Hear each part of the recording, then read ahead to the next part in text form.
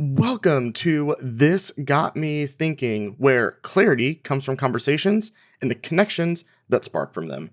I am your host, Chris LaFay, and today I have the pleasure of chatting with Kiera Wytrack. You know those times where there's perfect alignment. You get a new job, and at that new job, there's this other person that's like the perfect yin to your yang, if you will. It's an exciting time, right? You get to fully step into the role and the type of work that gives you the most energy and the most passion. And you have another person that's your counterpart that does all the stuff that you don't enjoy doing as much. And together, it's magical, right? It's a wonderful thing.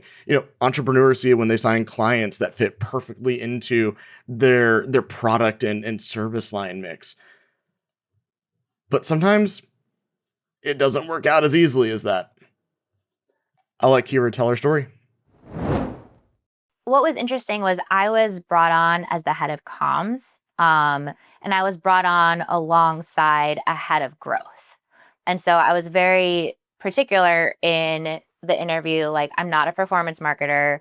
I'm not like, a dollar in, dollar out person where it's like, okay, if I give you $10 today, you're going to get $100 tomorrow. Like, that's not how I work. That's not how I think. And that's not where I add value.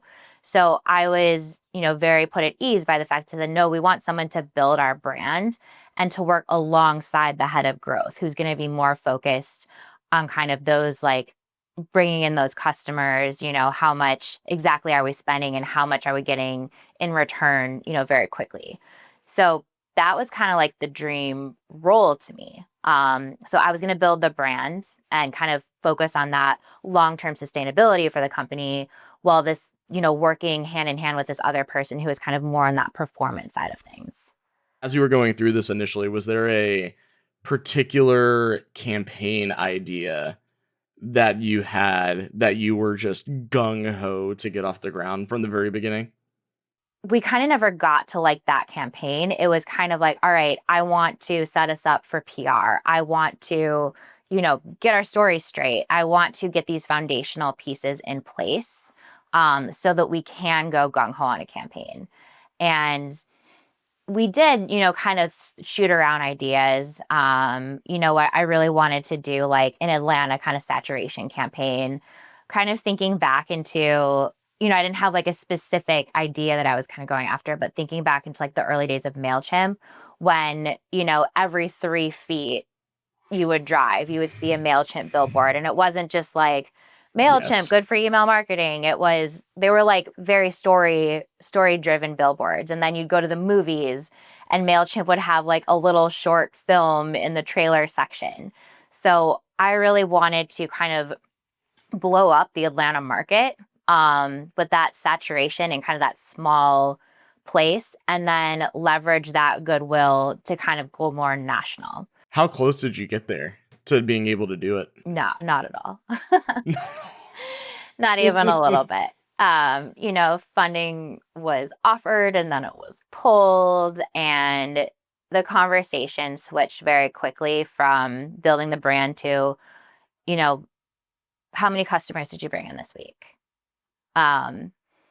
Okay, if you want to do that, how many customers is that going to get us? If you can't estimate exactly how many customers are going to come out of this initiative and how quickly, we don't want to do it.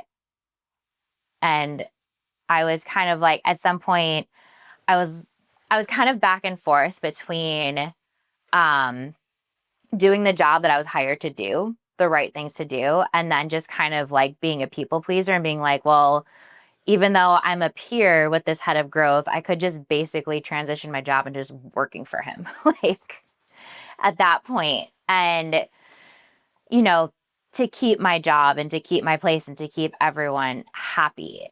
And, I thought about that. I was like, oh, I could do this and that would make them really happy. Or I could do that and that would make them really happy. But then I was sort of like, it was betraying myself in a way. It was betraying the growth that I was looking for and what I thought was in the best interest of the company.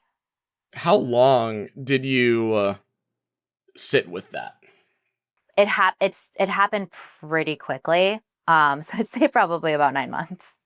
Okay, there you go. But it was the onboarding process, like I worked multiple companies and it was just a really negative experience. Every time I've come in someplace, I was like, oh, we're so happy to have you. We're so excited that you're here. Um, and they were just kind of like, yeah, we've never actually had someone at this level who we haven't fired within a year. And you're gonna have to prove yourself if you want to stay here. And that was like day one. And I was just like, and like this being my first like executive level position, in my head, I was kind of like, well, maybe that's just what it's like when you get here. Maybe that's how you're treated at this level. Like I kept just trying to justify it, I guess. But I was scared shitless. How did you get over the paralysis piece? Because I talked to a lot of folks, especially founders of businesses, that whether they're trying to get out of corporate, start their own business, or whether it's just working within the confines of their own business, analysis by paralysis is a cliche that is a cliche for a reason. It's real. How did you jostle yourself out of that hamster wheel effectively? Yeah. I mean, to be completely honest with you, I'm not sure I ever did. I think I left before I was able to do that. But, my thinking when I would kind of catch myself in that, I would, take a moment, step away from my desk, step away from my screens, and, sort of think about just starting to ask myself questions like why? Like, you know, why are you focused on this task today? Why are you focused on this task this month? Is it because it's the best thing to do for this company? Is it because you think that it'll get someone off of your back? Is it because you're trying to, please someone? Or is this like, in your professional opinion, Kiera, is this the best use of your time and your expertise right now? And kind of doing that away from the screens and away from the like, I gotta get this done. I just gotta crank until the end of the day because this needs to go to this person, that needs to go to this person. Just kind of like taking that step back and grounding myself in the experience that I'd had and, reminding myself that I did trust, my expertise, my experience, my professionalism. I think that was kind of what kept me sane in those moments. When you decided to not be stuck anymore and actually make that trajectory shift, what pushed you over the edge to basically say, yep, this is now the direction that I'm going? It was getting over that fear, and getting over the vision I'd had for where this was going professionally. Originally I came in, I was like, I want to be an all-star. I want, everyone to love me and respect me and think I'm doing amazing work and be so grateful that I'm here. And for a while, I was just like, okay, well, that didn't work, but we can still turn it around. We can do this and this and this and just kind of like forward and back and forward and back. And once I let go of that and was kind of just like, all right, this is a shitty situation, and all I can do is the best, work that I can get my hands on, in terms of like budget and resources. And, you know, this might not end well. I might not be here in a couple of months, but I'm just going to do what I can do. I think that, like I said, kind of silenced the voices and just getting rid of that fear of like, what does it mean if this doesn't work out versus like, this might not work out. That's okay. We'll move on. Thinking about the folks that you did work for, and now you're growing this business, you have other team members that are doing other things. How are you? What are you taking from those past experiences now that are structuring how you lead your team today? I mean, I think that empathy is so important. I felt that people looked at me like our relationship was always transactional, even though I was sitting in an office with these people every day. Um, it was just, they looked at me and they saw dollar signs, and those were either dollar signs in or dollar signs out. And I know how important it is to me to have a fully balanced life. Like, there are definitely people where, they run companies and that company is their entire life. It's more important than their relationships, than their families, than their hobbies. They don't have hobbies. And that's one way to live, and that's fine. But I don't want to live that way. And I don't want anyone I'm working with to live that way, if that's not their choice. Like, I would never expect that to be someone's choice. And I would only want that to be someone's choice if they were sure that that was the only thing that could make them happy. And so it is so important to me to see everyone I work with, clients and my team alike, as people, and build in the flexibility into my business where if they have to be offline unexpectedly, like, it's okay. And I'm not blowing up their phone. And I'm not, in this downward spiral because, this person isn't there that day. I want to show interest in people. I want them to know that it matters to me, what they're doing outside of work. And the things that are important to them. Like, ultimately, like, your job is your livelihood. So the things that are important to people outside of work, like, work allows those things to happen. It allows you to have hobbies, to pay for hobbies. Like, a job with a good work-life balance allows you to have the time to have those hobbies.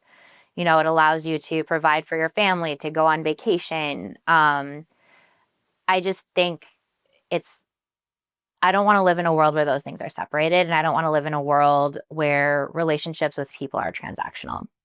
What is your overarching vision for your company?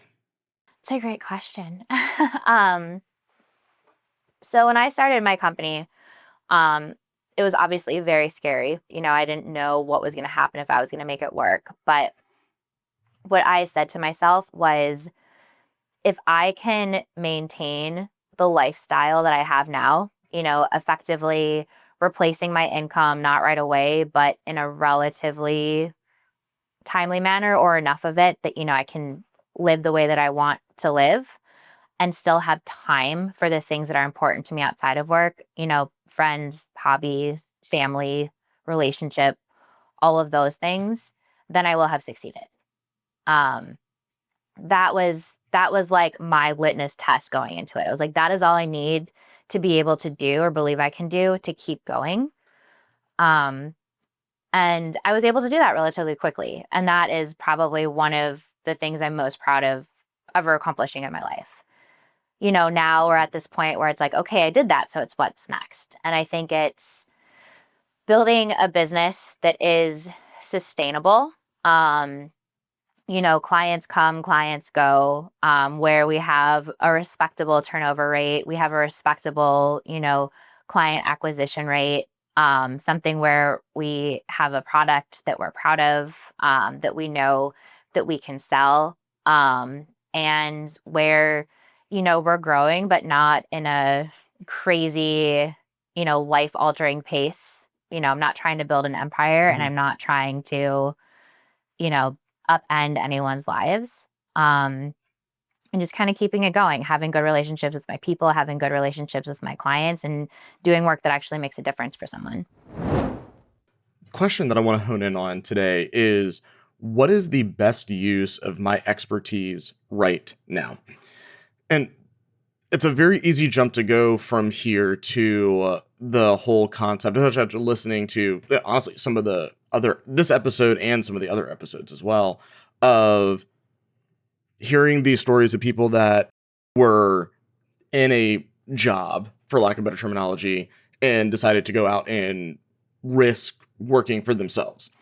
And it's an easy jump to see, and you see it all over social media, of people effectively saying, hey, if your job is not in 100% alignment with what you're passionate about, you should quit and bet on yourself. And that is something that A, I don't have experience in, and B, very rarely would ever recommend, especially because, at the end of the day, you need to put food on the table, right? And so the challenge that I have here is that you might have different areas of expertise. And where are they being utilized in the right way for the best impact at that time?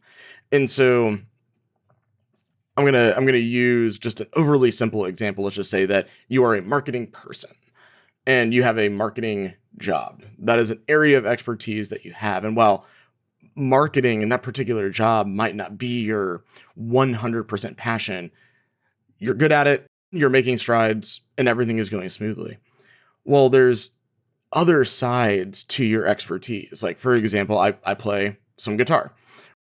I am not going to make a living playing guitar, but it's a part of my expertise, and I love giving back with guitar. I like helping people learn how to play. I like getting together with musicians and playing with them because, shockingly, that doesn't exist very much. And it is one of my passions. But it's not where I make the biggest impact with music is not professionally. It's not where I'm going to be putting the food on the table for my family. And so it sits on this little side over here that's convenient, and it allows me to have the appropriate impact within my community, and honestly for my own sanity as well. Just playing music, that impact is great there. I also really enjoy mentoring other folks as well. And again, that's not a huge money-making priority for me. It's part of how I enjoy giving back to the community. But a very large portion of what I am passionate about is mentoring others. And so the kind of the question around what's the best use of my expertise right now is more of an avoidance of listening to we'll just say the popular influencers across social media of, I'm going to go bet on myself, I'm going to quit my job and do my own thing, just like everybody else seems to have done.